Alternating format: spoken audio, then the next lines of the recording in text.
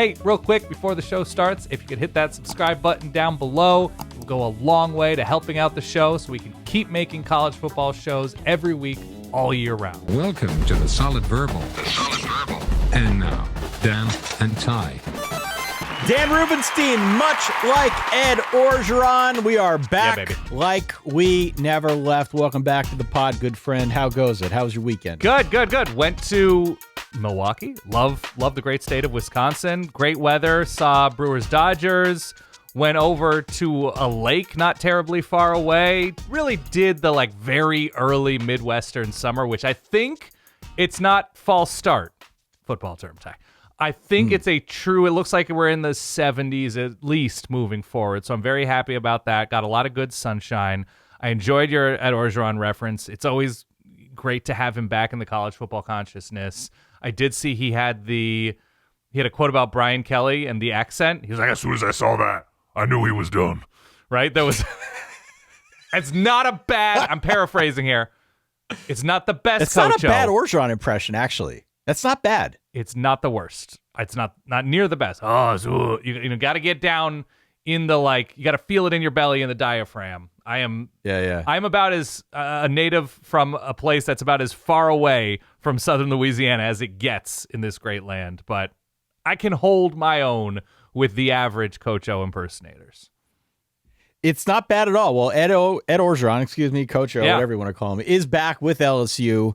There's not a whole lot of meat to that, other than to say that Coach O is back, and I think we all sort of celebrate that in our own special ways.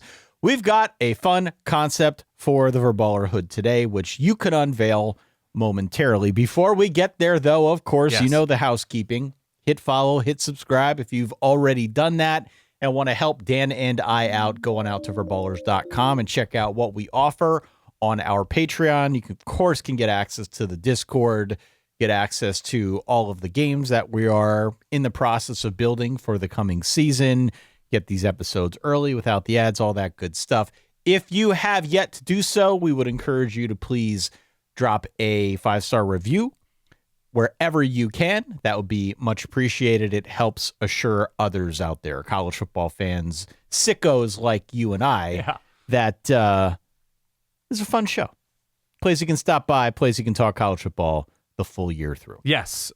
So the concept we're doing, just because we are sort of entering into the June portion of the calendar, and I'm a big proponent, Ty, of closure, right? You have to sort of make peace with what isn't anymore and sort of lean into what is. And so what we're doing is a game that I am at least temporarily calling Bed or Built. Is it time to put this commonly held belief or narrative to bed? It's a little lullaby there, Ty. I tried to find the little music boxy type thing. I couldn't find one that felt appropriate. There's a little bit of we're doing a drone shot of hole 12 at Augusta National to this. You know what I mean? Oh, absolutely. Maybe a flashback in a movie when times were simpler and you were running on the beach. Before the divorce, that type of thing. Absolutely. Splashing in the waves, being bashful in front of the camera. Yeah. So there's that element to it, but that's my lullaby Putting sound. some sunscreen on the little ones. Yeah. Of course. I could see it. With an old 8mm camera with the breaking up of the film, obviously. 100%. Or, so we're calling it Bed or Built, or if this commonly held belief or narrative is built to last. That's the sound I have, built to last. Whoa. Like if you were trying to make a Christopher Nolan trailer on a budget. Yeah. Right? That's like when you get the title that just sort of stomps in and shakes the screen. Yes. Play that one more time. Or sort of you do it over and over again, you don't. Yeah. No. Jason Statham. I should have had those quicker, but you get the idea. Built to last. Jason Statham is unkillable, obviously. Sure. So that's the game. So we're gonna go through a number of over the past couple years commonly held beliefs or narratives about various topics within the sport. Whether or not we are officially putting them to bed as we look forward to the college football future, or if we are saying not unlike a GMC pickup truck commercial. It's built to that built to last? I don't remember who. Not a sponsor. I think absolutely could be. Could be. Yeah, absolutely could be. Means we could probably get Will Arnett on the show. I think there's a lot that could come good with that. So, yeah. And he could maybe help you with your impression game. He's pretty good at that. I know, he's not just pretty good. He's terrific. So, yeah. That's the game. Better built. I like it. Well, of course, for those listening at home, solidverbal@gmail.com is how you can get in touch. Can also go to our website, solidverbal.com, if you have more to say on any of these topics, and leave your thoughts there. Send those on in. We read them all, can't respond to them all, but we do appreciate hearing from the Solid Verballerhood, Dan. Yes. You put together this list of things today. I did. You sent them over this morning. I've had a pretty good chance to go through them and formulate some thoughts. Why don't you introduce them? What do you want to introduce first? Which narrative? All right, let's do one that is sort of connected to both of our teams in that we're familiar with the head coach, and they were big last season. They played Notre Dame last season. It was probably one of the 3 most important games of the regular season when you look at the playoff, and that is Mario Cristobal, head coach of Miami, can't stop tripping over himself when it matters. Not the most, not in the biggest game, but when it matters to a medium degree, right? Okay, I was going to ask you, what do you mean by trip over themselves? Because they played for the national championship, right? And they weren't that far off from, they were competitive, right? Right. So what does trip over themselves mean to you? Lose in somewhat embarrassing fashion, perhaps late in a game, that prevents them from achieving their broader and bigger goals. Now, obviously, last year they were able to overcome the Louisville and SMU losses, which were mistake-laden, I would say is fair to say, that it was self-inflicted rather than a team just straight up smashing them or something. Obviously, you go back to the way some of the early games of his tenure at Miami ended. You look at a couple years ago, Georgia Tech, and not just putting a knee down a couple years ago now, 2-3 years ago now, to finish out a game, but trying to literally run the clock out. And the SMU game and the it hasn't been the biggest games of Miami's season. They haven't dropped big emotional spots. They haven't dropped games against the best teams on their schedule necessarily because the other team was just better. But the self-inflicted wound era of Miami football is now done because Miami was able to weather those wounds last year and perform at an extraordinarily high level in the college football playoff, almost winning the national championship. Okay. I have perpetuated this about as much as anyone. Yeah. And I think you could look at the team this year and say, wow, there's a lot new, because there is a lot new. The offensive line is being rebuilt. But this isn't about the team. Rush. This is about preparation, getting a team ready to execute, and when you have a timeout here and there's 3.5 minutes there, right? That the sideline is ready to get this team ready and is ready to do their job to close out games or not lose in consistently self-inflicted ways.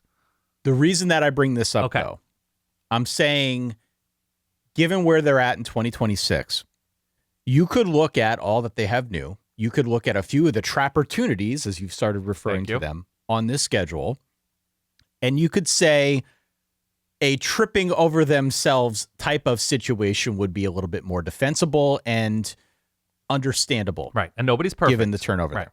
Nobody's perfect. I think it's time to put this one to bed, though. I think I'm with you. I think it's time to put this one to bed. Yeah. Miami just played for the national championship. Miami has a team this season, despite all the change, that is still projected to be a top 10 offense and defense per the SP+. Right. Miami landed Darian Mensah from Duke, landed his top target from Duke, and still, at the end of the day, despite all the turnover, has a loaded roster. Yeah. So, yes, there have been moments. Yes, Cristobal is still Cristobal, but I am just about past the point where this feels like it should be a talking point. They may suffer a loss. That might happen. They're not going to be any different from anyone else in that sense of the word because, Upsets go down. Sure. It's a long season. But I feel like Miami has separated itself so much from the next tier in the ACC that this is not going to be a thing that we're talking about a whole lot longer. You don't think they'll be up 21 in the fourth quarter against Virginia Tech to sort of help put a cap on the season and blow that in the fourth quarter because of weird decisions and turnovers? I don't. Well, not if they're playing Virginia Tech, because that's James Franklin. We'll get to that. Well, right. Bit, so that's almost a double whammy, right? That's Sergeant Bilko, two boxers punch each other in the face and both go down because they were both under the impression that they were throwing the fight. Right. I mean, like, there is a fundamental difference between going into a trap game on the road, like we talked about the North Carolina game on, I believe, the episode we did with our friend Tim Murray. Go listen to the VSiN Sports Betting podcast. Tim was very kind to invite us both on. And he was asking us about these sort of trap-portunities, as you've phrased them, which I think is a great way to put it. And I mentioned that the week before Miami goes to Notre Dame, they square off against North Carolina. I'm not crazy on North Carolina this year, but you can understand why you'd look at a matchup like that and say, hey, there's a pretty big trap opportunity there. Right. I could definitely see a world in which Miami doesn't blow the doors off of North Carolina, where that game ends up being closer, maybe even North Carolina covers. But I don't feel like I'm at the point now, like I was a year ago, by the way. I talked up the Miami Pitt game all preseason. I don't feel like I'm at this moment where I'm going to look at Miami and say, oh, yeah, they're going to lose that game to North Carolina. Might be closer, but they're going to win that game. They're going to go into that Notre Dame game with a full head of steam. Right.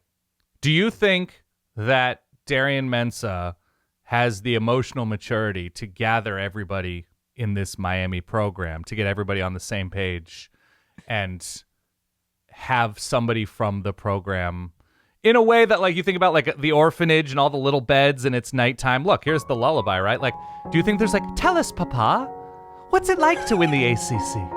Tell us again.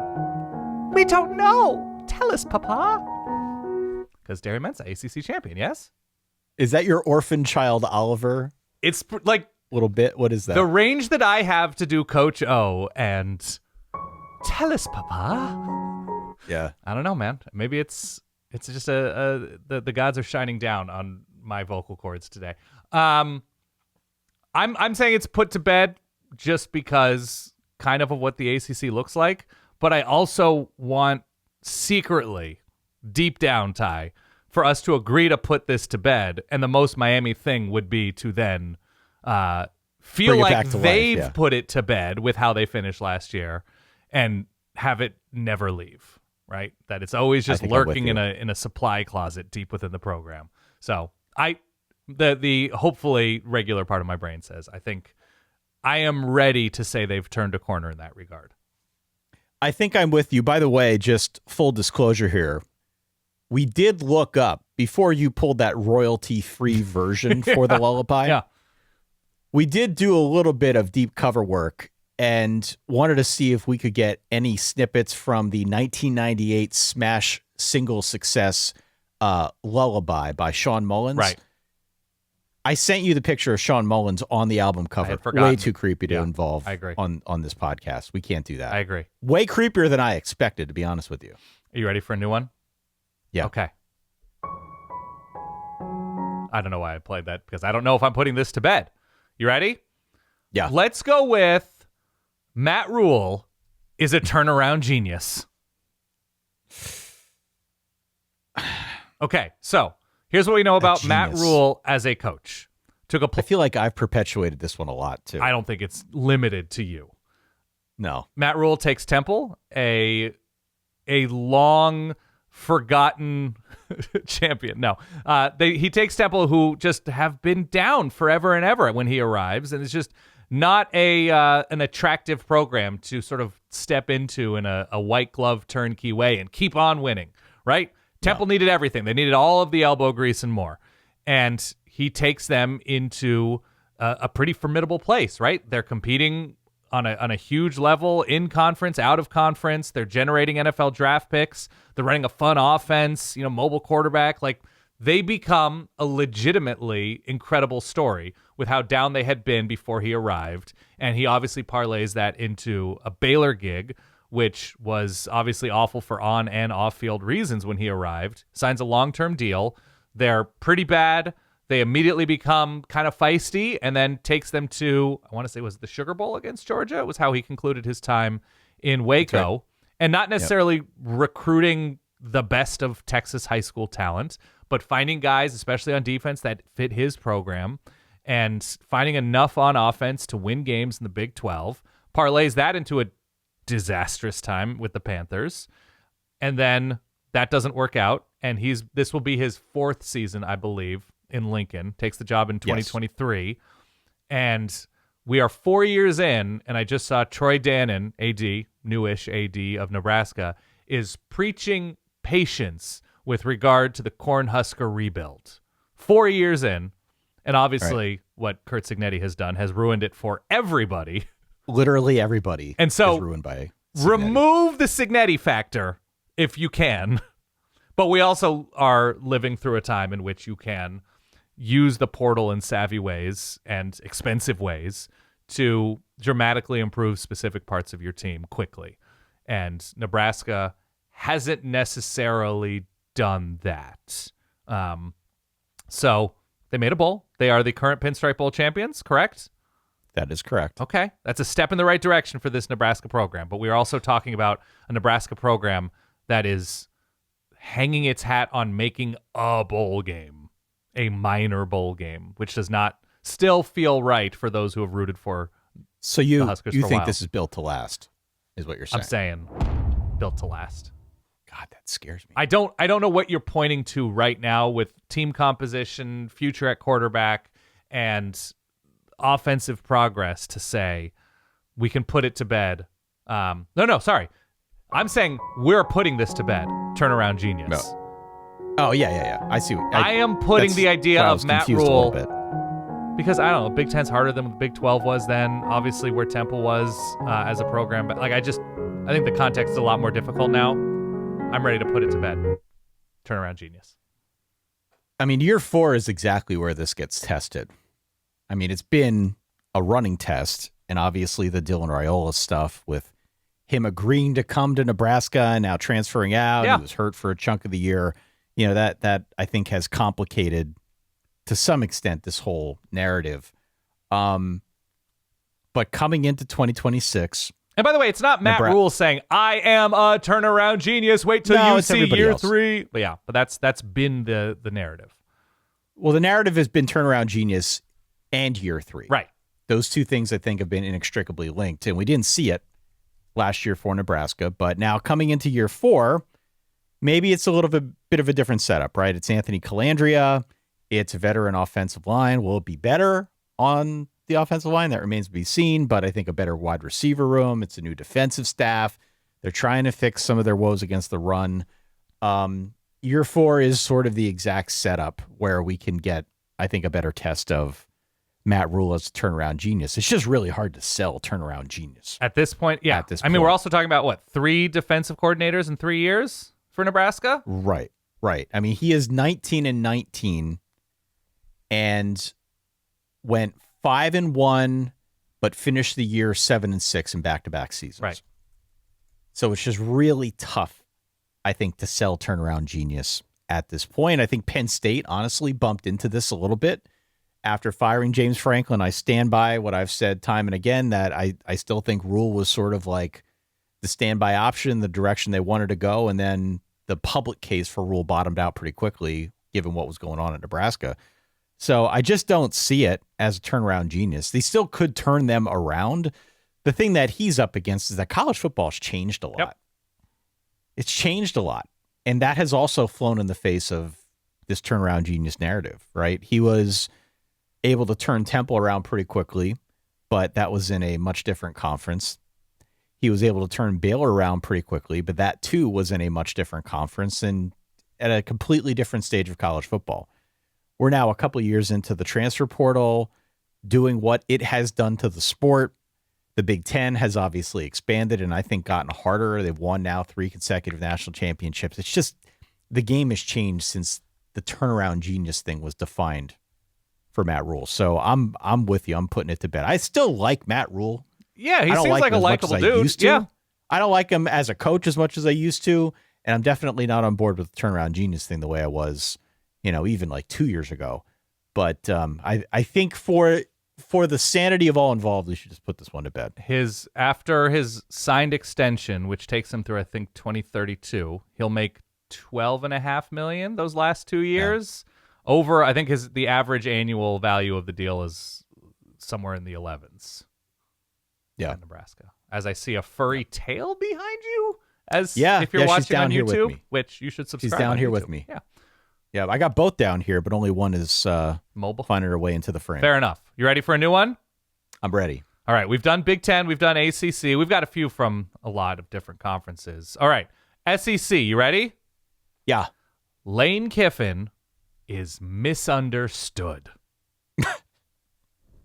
Lane Kiffin is misunderstood. Like he's this mysterious tortured artist? What? Well, the last couple years have seen a number of fluff pieces. The hot yoga of it all, the self-improvement. I was young and brash and immature and insecure. And now that I have aged a little bit and figured out who I am sort of locked in on this new era, and people's perceptions of me are outdated. You're forgetting about the tender hug on the tarmac with Marty Smith. Don't forget that. I'll never forget that seminal moment of the 2025 season. Yeah. So can we put to bed the idea that Lane Kiffin is misunderstood and grown and different? Can we put that idea to bed? Or are you ready to say, like, that's built to last, that this is a new Lane Kiffin? I feel like this is the first one you've mentioned where I was like, who's saying that? Well, there was, hold on. What was the name of there was like a whole, like, not 30 for 30, but there was I think a feature on E60. It was, right. Do you remember what it was called? I'm looking it up right now. It's a great name. The Many Lives of Lane Kiffin. The Many Lives of Lane Kiffin. And I think the person who wrote that feature stopped writing about sports after that because of it. I don't know, man. Like, anytime I see the usual channels be flooded with stuff like this about Kiffin, right, I get vibes of like, oh, there's a nation state running some sort of psyop. Right. Like, I don't think he's that mysterious. I don't. I think the book is out on Lane Kiffin at this point. I think he's a brilliant offensive mind. I think he is an aggressive roster builder. He loves the portal. He loves volatility. He loves being sort of the troll on the internet. Right. And obviously we had the whole exit from Ole Miss / taking the job at LSU / trying to raid everybody's roster in order to build things up quickly down there. This guy just keeps telling everyone exactly who he is. Right. At some point, we should probably believe him. I don't know if there are a whole lot of people out there who don't or haven't believed him right to date. I think our verballerhood is pretty wise to who Lane Kiffin is at this point. So the idea of him being misunderstood as a person, as a coach, with how he goes about his business, for me, that was to bed a long time ago. Right. I guess it depends on what you mean by misunderstood, because it's very easy to sort of lump in the other Lane Kiffin baggage with him as a coach. Right. And treat them as one and the same. And I think people contain multitudes. I think Lane can still be a very good coach and at the same time be, this guy who thrives on chaos. Right. I mean, I could have reworded it with like, Lane Kiffin has done a lot of growing. And by the way, sidebar here, one of the things that he has talked about and that has been written about is his like sobriety journey. Sure. Tip of the cap. Kudos. Not what we're talking about here. No, that is actual like commendable growth. Absolutely. Yeah. Absolutely. You should be commended for that. And no, that's not what we're talking about. We're talking about Lane Kiffin essentially is the chaos candidate. Correct. And is there sort of more than meets the eye that we need to understand? I don't think so. So I put this one to bed like 5 years ago, Dan. Yeah, we're putting... Look, if you look up stories, there are Holly Anderson wrote for ESPN way back when, something like now that he's at FAU, has Lane Kiffin finally grown up? That was a feature in 2017, which is almost a decade ago. Has Lane Kiffin finally grown up? And we're still seeing the many lives of Lane Kiffin and the hot yoga thing and everything that goes along with the Lane Kiffin experience. I don't think it's mean or untoward to say, I think who he's been, there are going to be elements that are going to continue in perpetuity with Lane Kiffin. I'm not vilifying the guy. Sometimes you just are who you are. Everyone's different. And look, LSU made a choice here. People who cover LSU. Yeah. I've been reading what they say all off season long. They're the first to say, we chose this life. Ole Miss before them chose this life. You know what you're getting with Lane Kiffin. I don't think he's misunderstood among the people hiring him, but the guy does get results on the football field, which is ultimately what they're paying him to do. So, to be fair, you will hear a lot of people rushing to his defense that recently also rushed Alpha Phi, Delta Gamma, Tri-Delt. I think those are the only ones I know. So Pi Phi. So there we go. So I am putting it to bed. I am absolutely putting it to bed that he's misunderstood and grown. And that's okay.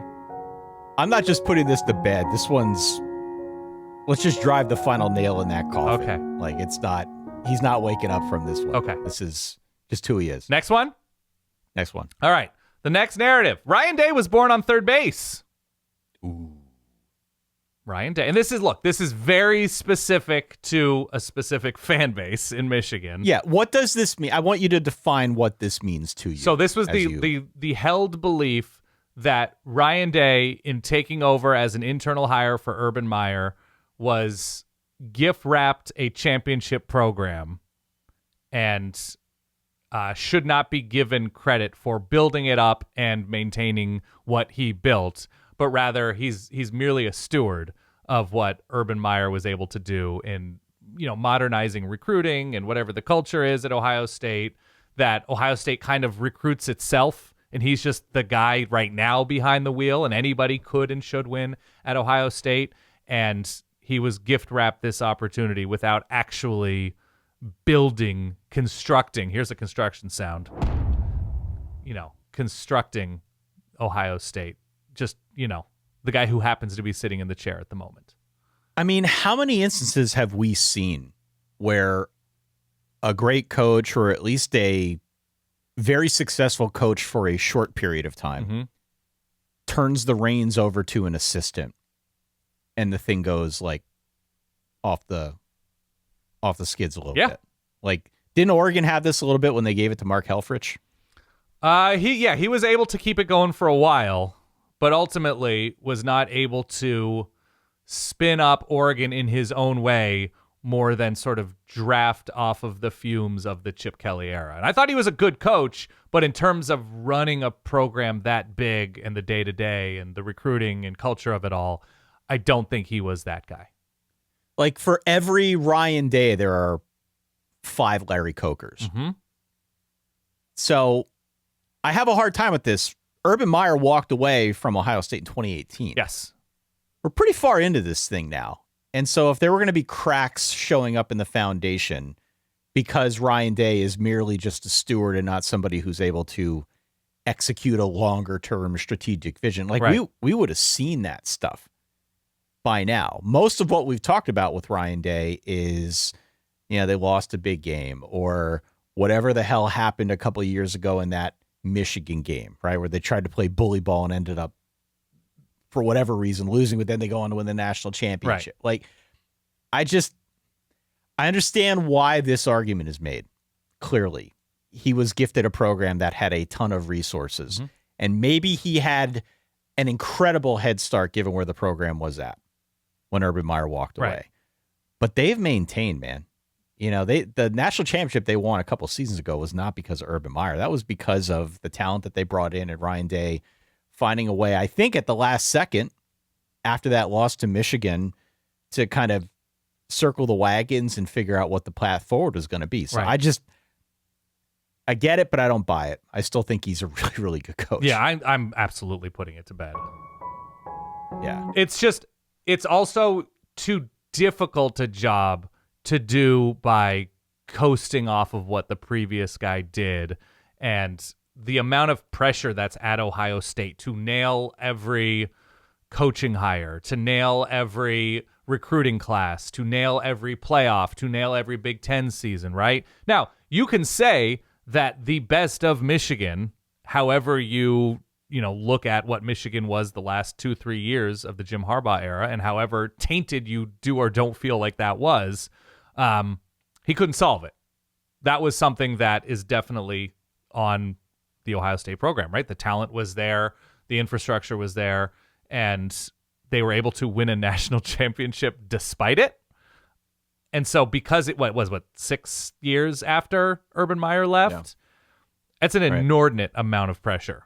And I feel like he has largely risen to the occasion, right? He took them to the national championship. They lose, they get blown out by Alabama in 2020 season. I want to say that was the Mac Jones year.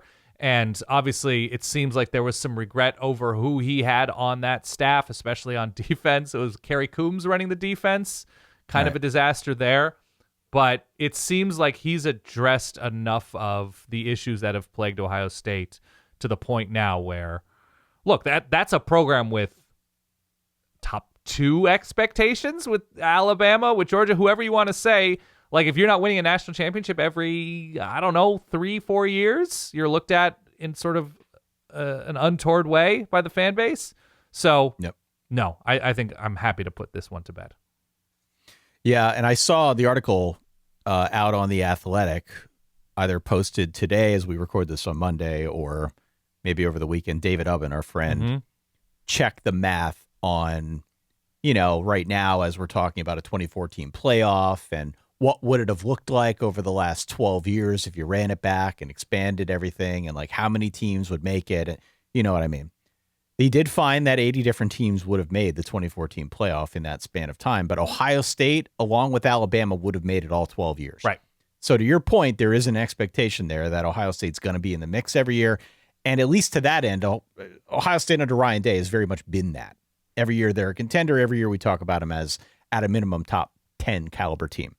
So you're not going to get them all. And for sure, there is a higher bar to clear if you're the coach at Ohio State. But it's not like this program has taken a dramatic left turn since Urban Meyer left. Ryan Day has done a very good job, in my opinion. Yes, I agree. I've got a trickier one, I would say. You ready? Okay. Texas A&M has a hard ceiling. And obviously, a hard ceiling of basically every coach will win 8 plus or minus 1 game every year with perhaps a blip year. So Jimbo had his blip year in the COVID year when they go 9-1, I want to say, just outside of the playoff. Right. Obviously, an incredible year for Kevin Sumlin in the Johnny Football era, where do they win 11 games? I believe they win 11 games. In 2000, was it 11? No, excuse me, 2012. They win 11 games. Right. They finish 5th in the nation. But otherwise, it has been a hard-capped team at around 8-9 with a bowl win or whatever. Like there's the joke about 8-4 or 8-5, something with Texas A&M.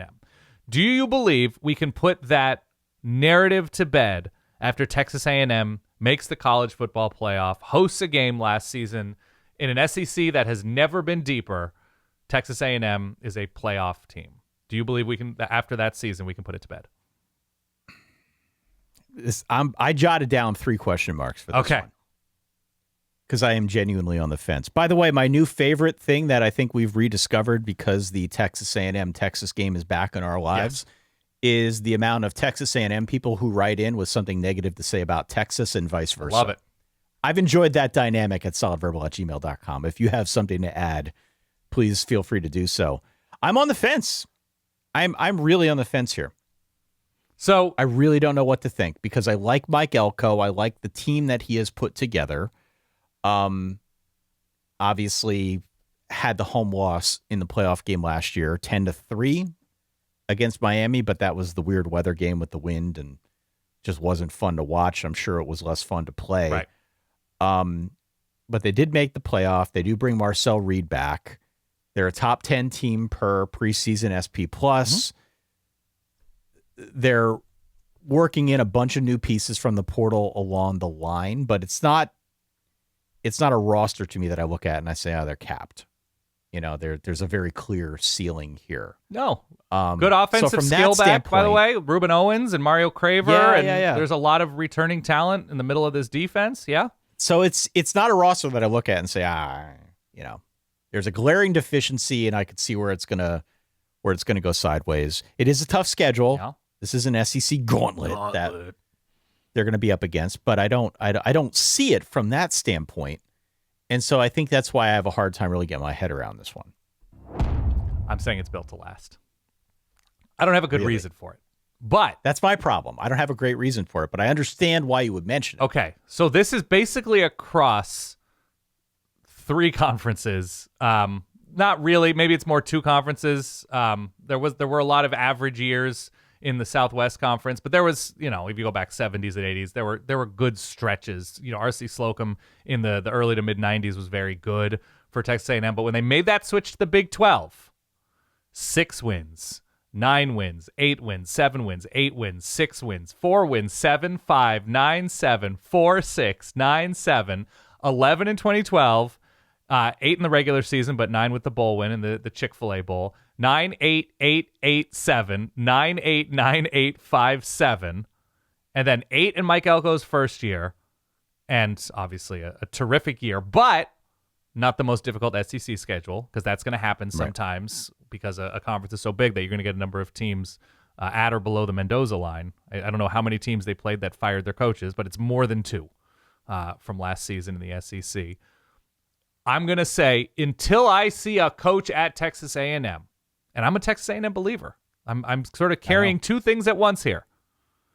I think the pixie dust in the A&M universe is real, that are saddling this program with baggage, but I'm still going to say, until I see a coach and an era of Texas A&M football where they're able to match expectations, reputations, or whatever with actual full season results, especially against a more difficult schedule, I got to see it, man. I got to go built to last.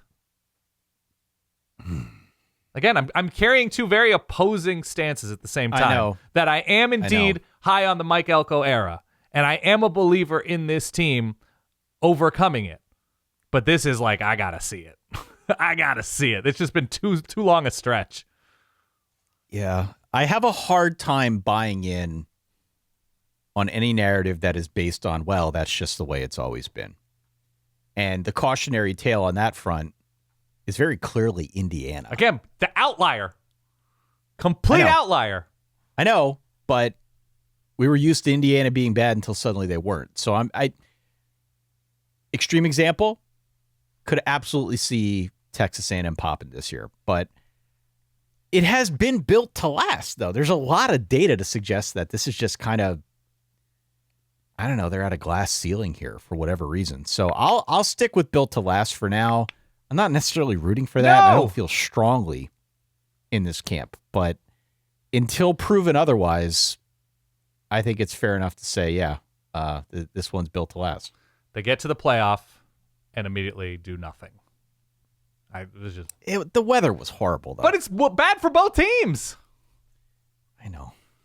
I'm really on the fence with this one. I'm really uncomfortable with this. And they were at home, and they found the end zone 0 times. They were shut out through 3 quarters at home.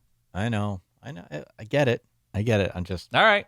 Let's move to the next one. Where do you want to go next? Yeah. All right, we did Matt Rhule, turnaround genius. We did Mario. Okay, here we go. Let's make it personal once again. Oregon will fall flat late in the season. That's just what we've come to expect. They've lost in the national championship twice. Michael Dyer's elbow was down.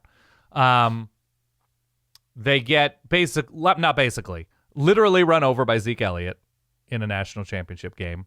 And that was a game for a stretch. So they were eventually beaten down. That was a beat-up Oregon team, but everybody's beat up by that time.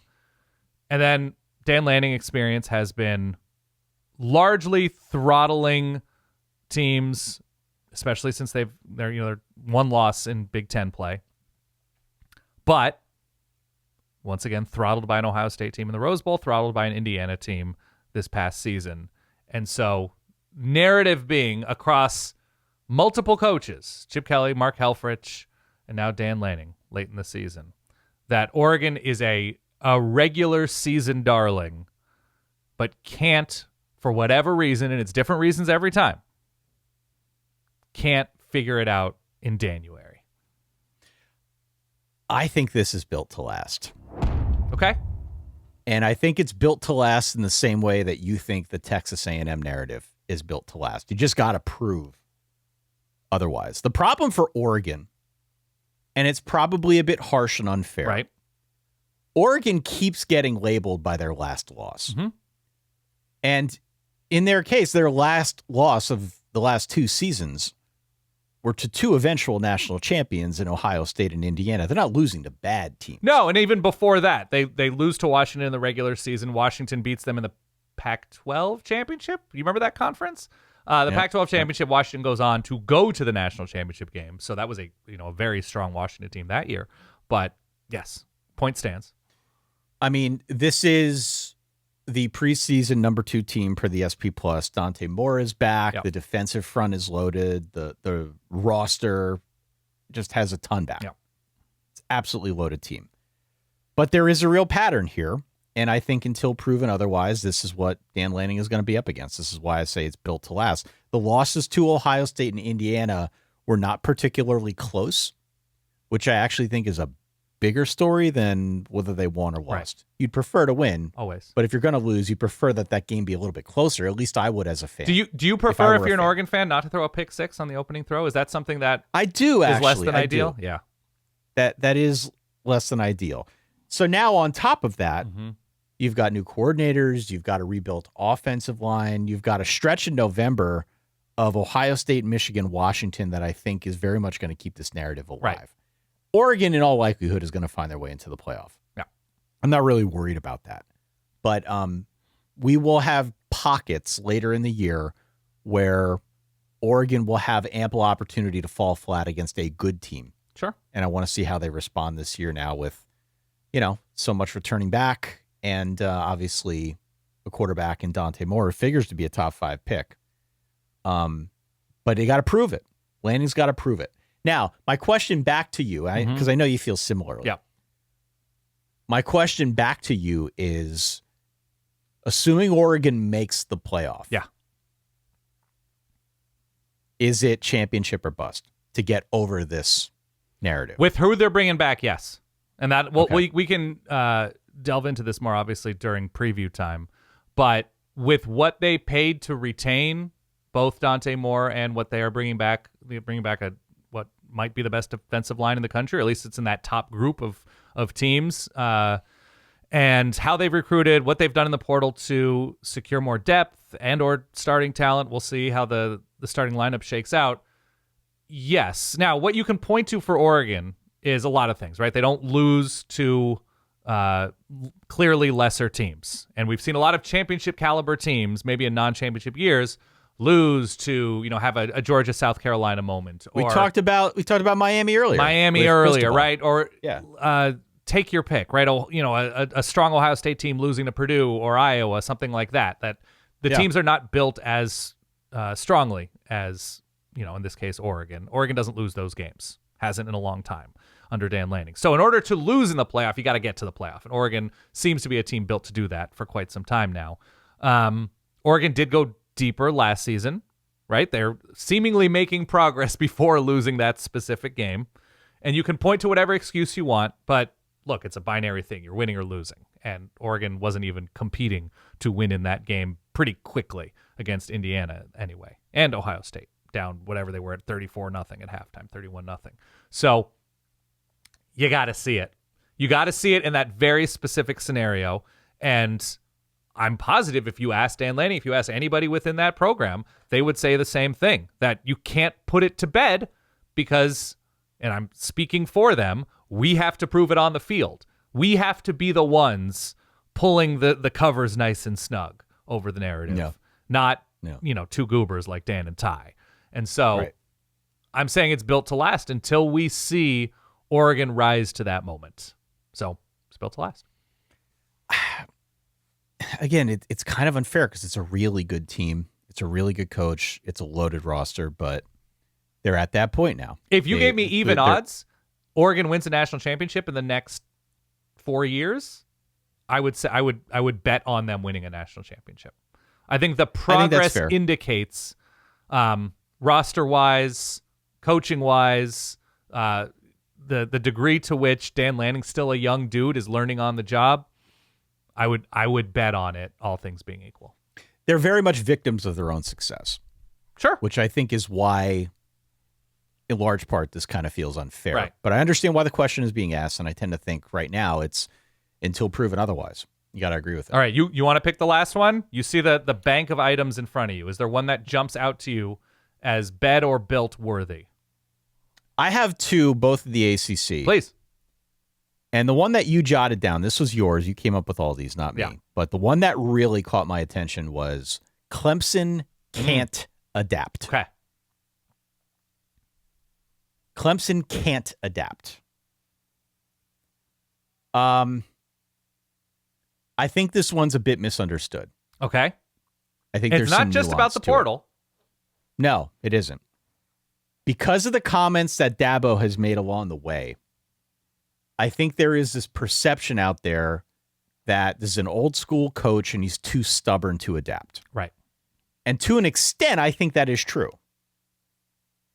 But I actually think Dabo's been forced to adapt a great deal. And the real question in my mind is not whether he's adapting, but whether he's any good at it. Right. I think that's what we are seeing unfold in real time. I think back to a conversation, and you know, you've heard me mention this before. People who have listened to the show have heard me mention this conversation before, but had a conversation, gosh, it had to be 10 years ago with our friend Larry Williams from Tiger Illustrated. And this is back when Clemson felt inevitable. They were kind of in the throes of the dynasty or whatever we would consider the Clemson dynasty. And I remember asking him, what's it going to take for this to kind of crumble or for this to not be as successful? Because at the time, again, they felt inevitable. It's just a conveyor belt.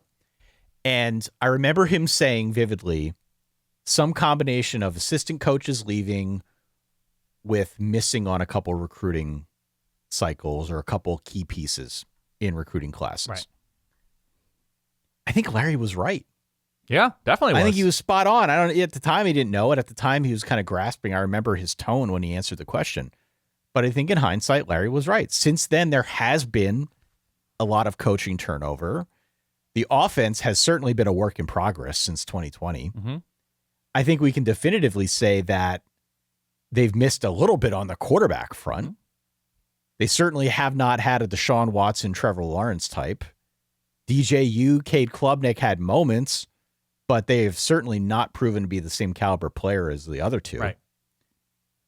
I think we can say for sure that Dabo has been slow to adapt. He has done more of it, though, than the caricature would have you believe. He tried Garrett Riley on offense. That didn't really work. Now he's going back to Chad Boris. Mm-hmm. I can argue about whether or not he's adapting at all, going back to an older coach, but hired Tom Allen. That was a big deal. A splash hire on the defensive side of the ball before last season. Kind of a power move, right? They did make some defensive portal additions, more than they had in the past this offseason. I think they are making a clear attempt to fix some of that stuff. They're clearly going out there and trying to fix, like, on offense, their run game. They're trying to make the team tougher. There are things that are afoot. But my issue here is that it very much feels like it's been Clemson trying to adapt on Clemson's terms. Right. They're trying to, like, in a sense, put the toothpaste back in the tube. I want to take a year and revisit this. Because if they don't hit with Christopher Vezina at quarterback, if the portal guys do not help on defense, at that point, it'd be fair to say Dabo's just not good at adapting. Right. It's not that he's not trying. It's not that he can't adapt. It's just that he's not good at it. So we'll see, right? No portal quarterback this year. They didn't go out there and go crazy on the offensive line. It's not like they have a veteran offensive line that's going to rescue them. Right. They go with a nostalgia hire at offensive coordinator. This is off of a 7-6 season where they had a ton of NFL talent. So the skepticism is fair. I am not willing to put this one to bed yet. I would say, gun to my head, I probably say built to last because I think there is mounting evidence that Dabo's just not good at adapting, even though he is trying, I think, more than would meet the eye. Yeah, and it felt like he was more of an assassin in the 2010s with regard to, look, it was a different era in terms of roster construction, but like even the whole turning to Trevor Lawrence, even with Kelly Bryant having taken the team to the playoff the year before, where it's like, Kelly Bryant's just not going to take us to where we imagine ourselves going. And it became like pretty clear that Cade Klubnik had a ceiling, and there is something commendable about what Dabo has done and being loyal to players and not trying to recruit over them through the portal. But I don't know. There's the loyalty to the pool of assistants he's had over. You look at the guys in the program, and it's just like, oh, this former running back, this former quarterback, this former tight end, this former safety, right? These are the ones taking over. That he's keeping it like a very internal program. Like he's hiring from who he sees at reunions. And it's fine. It's commendable, but it also has you losing 34-3 to Georgia. It has you losing 10-3 to Georgia. It has you losing multiple times in a row or whatever to NC State or SMU or, being terrible, god-awful in the red zone to open the season against Duke. I'm not saying every one of these things is the fault of being too loyal to former Clemson players and, paying them to be coaches. But in terms of what programs who became known as killers were doing, when you look at who he was compared against, right? Urban Meyer and Nick Saban and how they ran their programs. They're like, this guy's not good enough to win a national championship at Clemson, but let's stick with him. It means that I don't know if it's an adaptation, but it's almost as if like Dabo Swinney's standards have changed, where he's just like, I'm not willing to do that to these people in pursuit of that in this era. And I just think it's built to last. I just don't see how you put that toothpaste back in the tube. Now, they did, to their credit. I think it's 11 transfers coming in this season. Yep. I think there was 11 in, 13 or 14 out. So they have been more active this season in trying to address issues. But, God, you go back to, again, we're not holding him against him today, but there was a year in which their coordinators were Brandon Streeter and Wes Goodwin, an elevated analyst. Like, that's who they... It has a good reputation, Wes Goodwin. But that's who they brought in to replace the arguably most legendary and successful defensive coordinator in Clemson history. That's how we followed that act. And so, as great as Brent Venables was, you're just like, okay, who's that next amazing hire on defense? And you're just like, well, this guy seems really smart and good. I'm like, okay. And so, I think it's just built to last. There's no evidence. There's no clear evidence to me that steps are taken by going, again, backwards to a Clemson guy in Chad Morris. I'm just like, okay. I think they're happy being hopefully among the best in the ACC, not building like they want to win on a major level. You just can't assume that Clemson is going to be a national title, even a conference contender, right, anymore. And I think that in and of itself has been a pretty drastic shift from where things were a decade ago. Yeah. It's just different now. And I don't think it's for lack of trying. Again, I push back on the narrative that Dabo is just sort of like fat and happy to coast with all the same stuff as before. Yeah. I'm not saying it's perfect, but there actually has been a lot behind the scenes and there's been administrative turnover. There's been a lot that has changed. And I think he has been forced to adapt. Mm-hmm. But I think the mounting evidence is not that he can't adapt. It's just that he's not any good at it. Right. And there's a difference in my view. Any other of these that you want to rapid fire? James Franklin, big game James Franklin. Yeah, I think it's built to last. I do. I think two things are true at once. Like, Franklin's at a new place now at Virginia Tech. I think we should give him a fresh start, a fresh eval. I agree. If you will. But I'm not putting it to bed. And sometimes the change of scenery can go a long way. Yeah. He's immediately made Virginia Tech better. Like, all these things are true, but he was still fired for having a contending team and having the season bottom out on him the way it did at Penn State. I was looking at the schedule a little bit when I saw this one on the list. They've got road games at Clemson, SMU, and Miami. Yeah. And so in a weird way, the schedule was kind of grown in a lab to keep this narrative alive, until proven otherwise, until James Franklin gets over the proverbial hump. I think this one is very much alive and well. My problem is I don't know how he gets over that hump now at a new place. Does he have to win the ACC? Does he have to win a playoff game or two? I mean, does he have to eventually win a title? Like, what is it for James Franklin? Is it just winning games against ranked teams? Yeah, I think he will play. He will play top 5 Miami's, right? He will play those games. He will play top 5 whoever in the ACC at some point, and top 10, top 12, something like that. How does he do against him after 2-3 years of building this roster? How we'd like to. I mean, Virginia Tech expectations and program size is just different from Penn State. It's a different pressure calculation, but if he builds Virginia Tech into a team winning double-digit games, but those 2 losses are always, Miami and a ranked top 15 Pitt or something, top 15 SMU, then you're like, all right, I guess it persists. I guess it keeps going. The final one that I wanted to mention here on your list, you don't want to be the guy after Saban. Do we put that to bed, or is that built to last? It seems built to last to me. I just think anybody there was set up to fail. Is it still built to last even after Kalen DeBoer got a contract extension?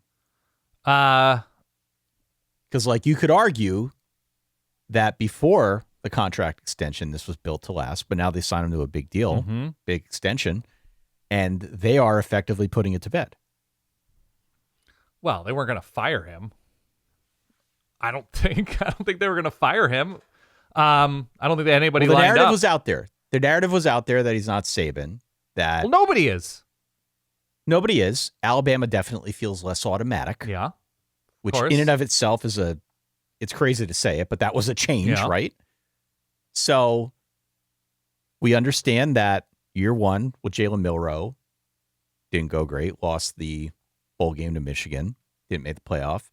Last year, made it into the playoff, fell down early to Oklahoma, ended up winning that game, then ended up getting throttled against Indiana, as everyone did. It's not necessarily a scarlet letter, but you could very easily see how it just, by virtue of not being automatic, has been a little bit less palatable for a fan base that is used to unprecedented success under Nick Saban. I also think part of what was a factor in Alabama's success, even in the NIL portal era, whatever, as briefly as Nick Saban was in it, I think top kids took a discount and invested in themselves long-term by going to Alabama. I think that's done. It seems to be done in that way. It seems like Alabama isn't, even with top 5 recruiting classes, top 3 recruiting classes, even if we are positive, which I think we are positive, Kalen DeBoer is at worst a really, really good coach in a bad fit. At worst. I don't think there's any way you can spin Kalen DeBoer, who just made the playoff with Alabama. I don't think there's any way you can look at what he's done in his career and be like, oh, he's not that good, or he's average, or he's only okay. He's only pretty good. Like, he's a really, really good coach. Yeah. I don't think anybody's being genuine if they're saying otherwise.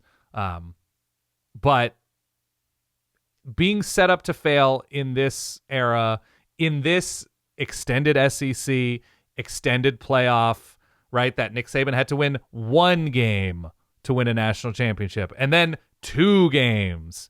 And now we're going into 12, 16, 24 teams, right? That the sport has helped Kalen DeBoer and the Alabama job be a job that is set up to fail, just because it's harder to do it, and the expectations are there to keep doing it, and it's not Nick Saban there, right? Nick Saban had the opportunity to do it in his final season and lost to Michigan in the Rose Bowl and couldn't even make it to the national championship game. And he's still obviously rightfully considered to be an absolute icon of the sport. So I just think the guy was, whoever it was, even if it were Dan Lanning or Sark or Kirby Smart or something like that, I think you're just set up to fail because there is only one Nick Saban at Alabama. You can get the contract extension, and I still think this is built to last. Yeah. Because no matter what you do, no matter how much money they pay you, no matter how many wins you get, you're still going to be compared to Saban. But look, the good news is there's only one guy who comes after Nick Saban, right? True. So whoever comes after Kalen DeBoer is not directly following Nick Saban. So it can only last for so long.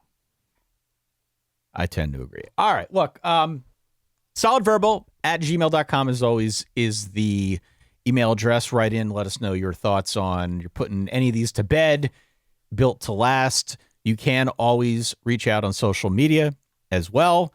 The best way to get in touch is still email, but we check the socials from time to time. Yeah. We're in this game here for the long haul. So write in however you see fit. We would encourage you to hit follow or subscribe if you made it this far and have yet to do so. The ratings and reviews very much do help. This is about that time of year, Dan, where we start to I look at our little graphs to see interest, and we start to see a little bit of an uptick. Yeah. The line starts to bend a little bit up and to the right as we get through June. Certainly into July and August, it'll be a lot steeper of a curve. But do you think it's right because about now? Do you think it's because of people noticing that you are thriving in your Silver Fox era? It could be. I think that's what it is. I mean, look, who am I to speak? You can look, if you're watching on YouTube, you can see my graying temples as well. But I think it's a tie factor where you seem more professorial. Yeah. There is something. I think that's what it is. Yeah. It's probably what it is. I think that's what it is. Anyway, pleasure to have you with us. As always, let us know where we're right, where we're wrong. ForBallers.com is where you can go if you want to find all of the paid offerings and help support the team. And, oh, by the way, as you are listening to this, go to solidverbal.com/newsletter. Sign up for the free newsletter that we send out weekly. We've been doing a great job. I shouldn't say we. I should say Tyler, our very gifted newsletter writer, has been doing an awesome job profiling coaches and teams and situations, and has been getting some good attention for that. So go and support his work as well. We only hire Tylers. Is that correct? You are very specific about your hiring process. We don't only hire Tylers, but there might be a little bit of a built-in preference. Top of the stack. Okay. Yeah, that's good right. to know. That's right. All right. Well, we will be back later on this week. Until next time, thank you, as always, for your ongoing support. Please, again, check out those links. Please, again, hit follow or subscribe if you've yet to do so, and leave us the rating or review. For that guy over there, Dan, for myself over here, Ty, until next time, stay solid. Peace. Papa.